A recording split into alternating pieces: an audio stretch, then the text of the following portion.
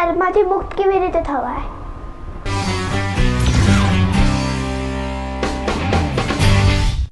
મારી દ્રષ્ટિએ ડરવા જેવું કઈ છે જ નહીં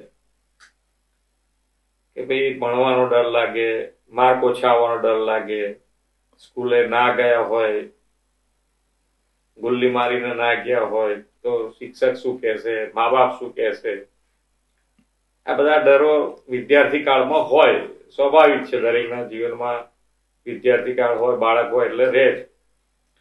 પણ એમાં ડરવા કરતા એ બધી જ વસ્તુમાં નિડરતાથી કે ભાઈ કશું જ વસ્તુ જ્યાં સુધી કોઈ બીજાને નુકસાન આપણે નથી કરતા ત્યાં સુધી જીવનમાં ક્યાંય ડરવા પણ હોતું નથી.